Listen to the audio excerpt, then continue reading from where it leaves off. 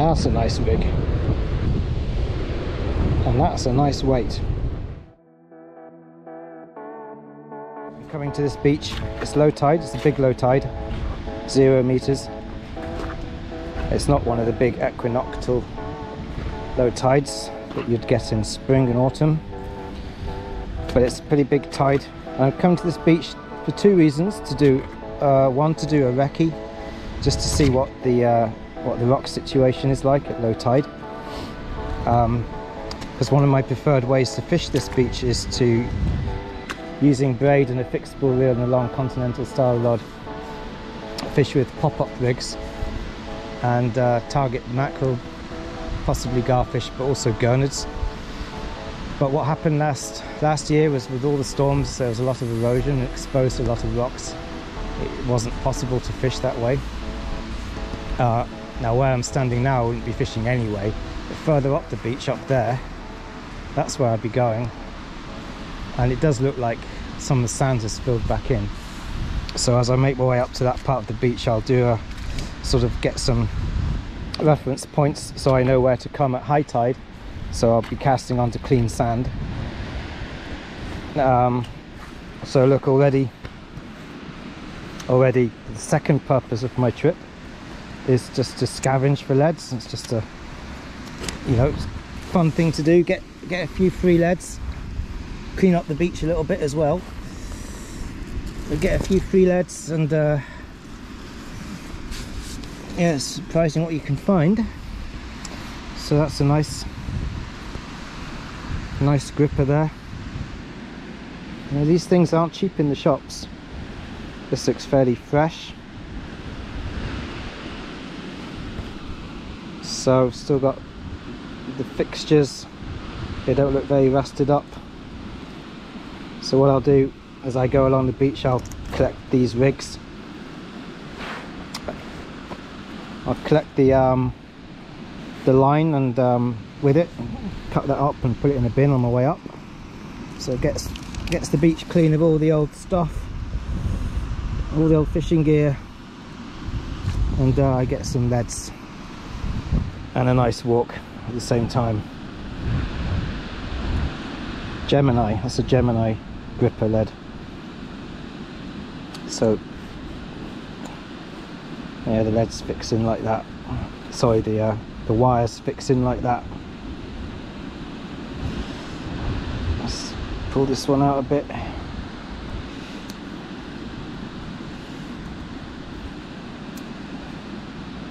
Yeah, nice.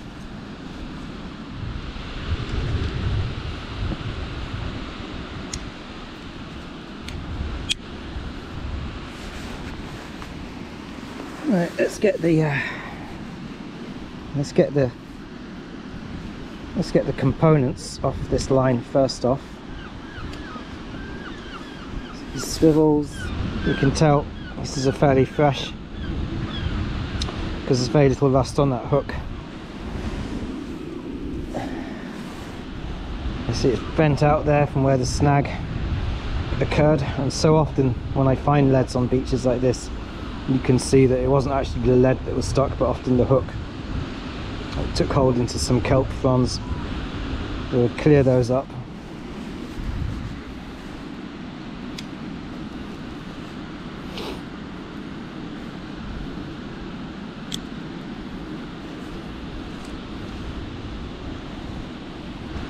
There's a pulley bead. That's good because I use pulley rigs a lot.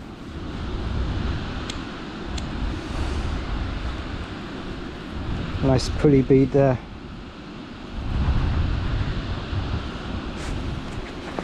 That's to make the pulley paternoster. And then you got all this old shock leader here. So I'll cut that up and put it in my bag and dispose of that when I get further up the beach and I finish the session.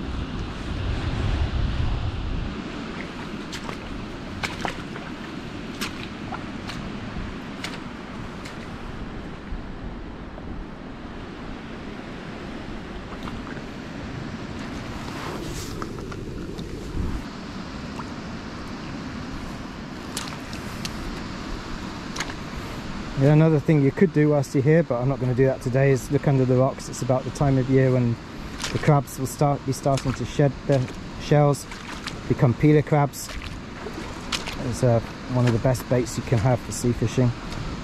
What I often do in sessions like this is I'll walk down to the low tide mark and then walk parallel to the sea, up and down the beach, and as the tide starts to come in, then that will push me further back up the beach, and I'll continue those parallel walks up and down and just cover a lot of ground that way.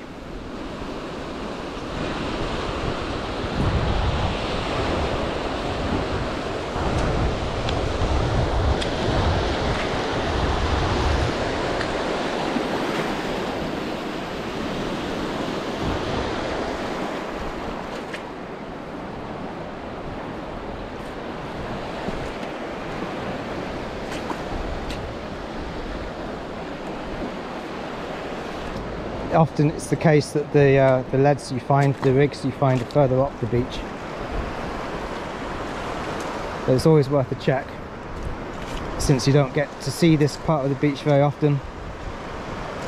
Not only might you find some rigs, but you can also see some interesting marine life sometimes.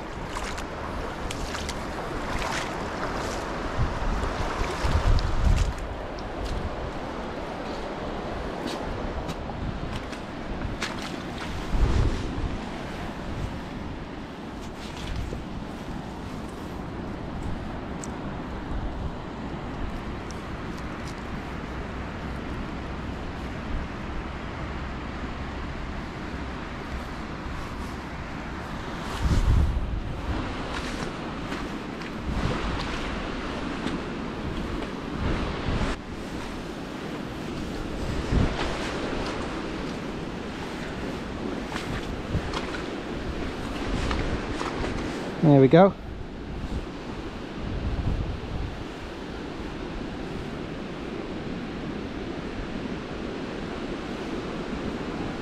Looks like that's one of those plastic coated leads that somebody's done at home.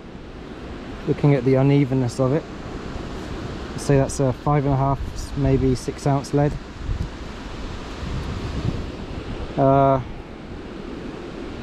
the components on it, a lot of that's salvageable. Hooks have rusted out, but the beads and the links look fine.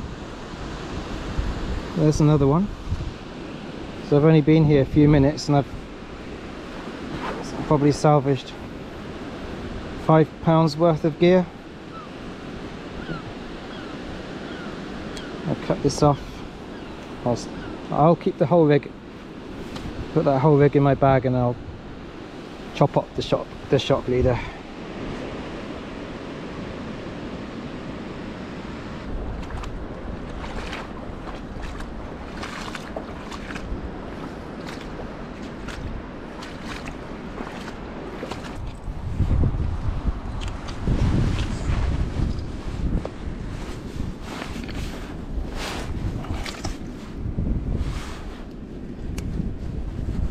See the lead here, it's got buried under this stone, so it's obviously been here a long time. A couple of nice booms on this, but I'd like to get the lead.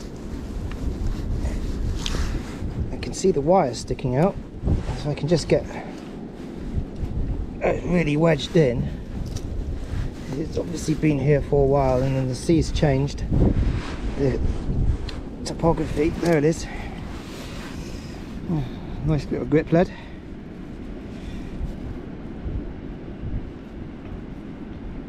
Components are fine. Some nice booms. Hooks are rusted out, but no, that's good. That'll do. Yeah, it's a good day because with the sun, it's catching the rigs and it's making it easy to see them. And so we've got another one here.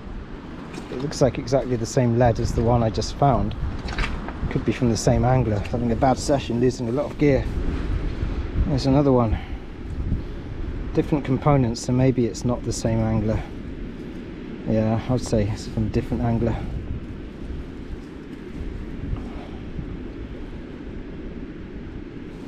not too old. Good. You quite often find leads like this. They've been here for a while, and where you attach your line to the lead, it's just come out rusted out. This is just a small 3-ounce weight, but I keep these anyway because you can melt them down and with a lead mold make new weights. Oh, here's a rig. It's a set of, well, not feathers, but we call them mackerel feathers, muppets, or whatever you call these. Obviously somebody's been trying for the mackerel recently. The feathers are no good. Again, they're not called feathers, you know what I mean. The tinsel muppety things. I think that's too rusted. I wouldn't trust that. You want to be safe when you're casting for the benefit of yourself and other people. So I would just salvage this as lead. I'll just melt it down. Nice lure, that will do. What I'll do is I'll take the split rings off and replace them. And that's a nice little mackerel jig. Good streamlined shape, good weight to it. Maybe 15 grams. Yeah, nice. Good flash to it as well.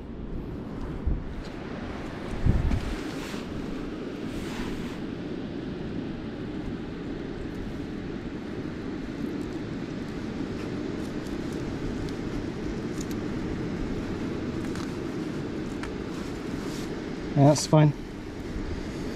That's usable. The stem isn't rusted. These are just plastic sleeves on the wires. I've not seen that before, but I'll probably take those off.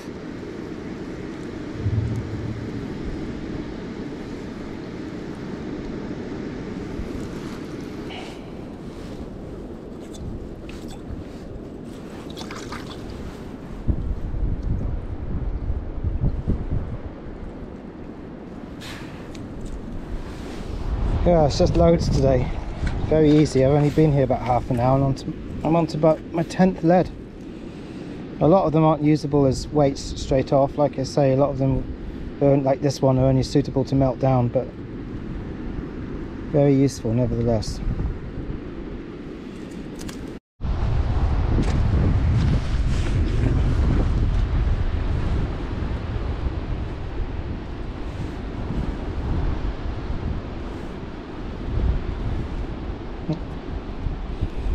Not much use there.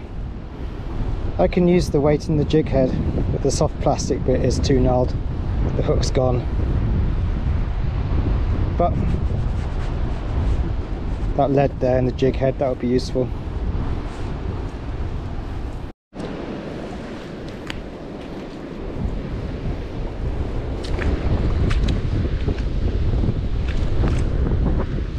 That's a nice rig. And that's a nice weight. Very new, 150 grams. Very nice.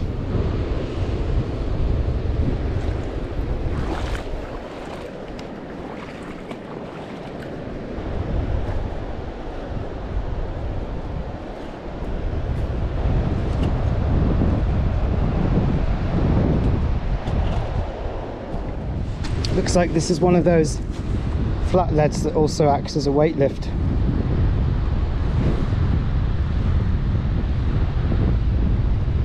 Let's see what this says. Wash it off. It's got a brand name on it. It's a 4-ounce one. Only suitable for melting down. Because what does this say? Fish within, I think it says. Fish within.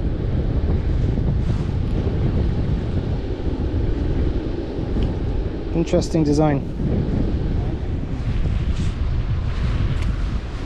And then it's going to lead me to the treasure at the end. So, well, look at this. Okay, so we've got a few useful components here, but look at this. Obviously there's a tangle of leads that have all tangled together. Wow, the whole pile of them here. Look at that. They're obviously all tangled up over time into one big heap.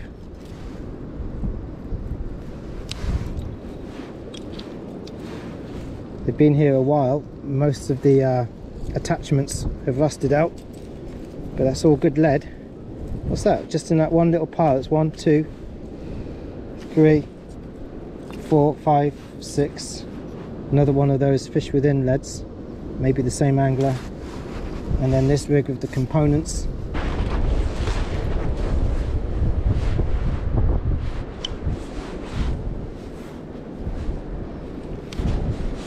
I'll sort all this out later. I'll just take it back in one heap.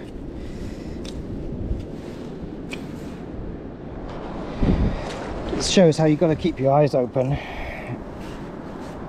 It does get easier once your eyes in. You can see here, it's just the wires sticking up. It's so easy to miss.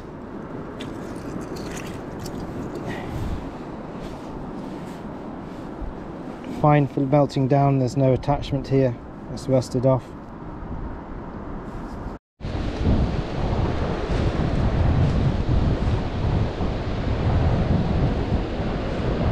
Alright, so that's the shock leader knot. And so the main line has broken at this point, as it often does. Wait, it's leading up to a nice rig here.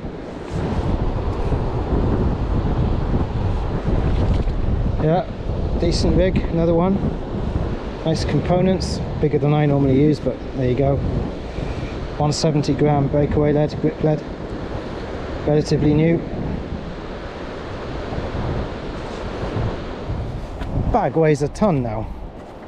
I don't know, I must have had about 20 weights, some good ones, some usable right away. It saved me a pretty penny. All the others that are only useful for melting down, well, that's still really useful. It's a bunch of leads I don't have to buy now. So I've been here about 45 minutes and I've probably got about 30 quid's worth of free fishing tackle when you add up the weights. Probably more than that. Components. These are the grounds I'll be fishing over. So I make a mental note again. I'll be fishing right onto this sand here. The water will be about 2 meters above my head where I'm standing now. So with a pop-up rig with 5-foot traces and a 10-foot rig body, will be nicely in the water column. The mackerel will see that. Anyway, let's just have a look at these stones here. It's the type of place you might pick up the odd rig. I think that might be it. You kind of begin to get a sense of where you're going to find the weights. It's weird. You just start to sense where you're going to find them. And I have no good feeling about this little patch. I have no idea why. There's no reason for me to feel that. But I'm convinced, I've convinced myself I'm not going to find anything, but I am going to look properly. But it's not looking good. So I think that's probably end of session, end of scavenging session. I do about 2 or 3 of these a year. It's just a pleasant walk if nothing else. And it's great to see the beach at the, you know, when it's the really big low tides. Really gives you an idea of what you're fishing over. Shows you where to fish, where the fish holding spots are. Yeah, nothing there. Alright, so let's go and see what we've got. Let's go and empty this bag out.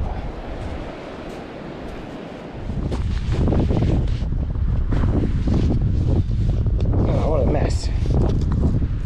So I'm kind of scared this bag's going to get a bit manky from all the old seaweed, but give it a wash when we get back home. Right, sorting all this out. I'm just going to separate the weights from the main lines.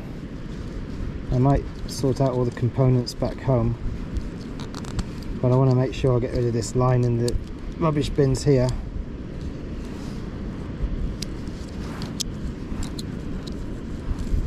Been a good old session, to be honest. And a whole bunch of weights. This one's really tangled up. Get the old knife on this one.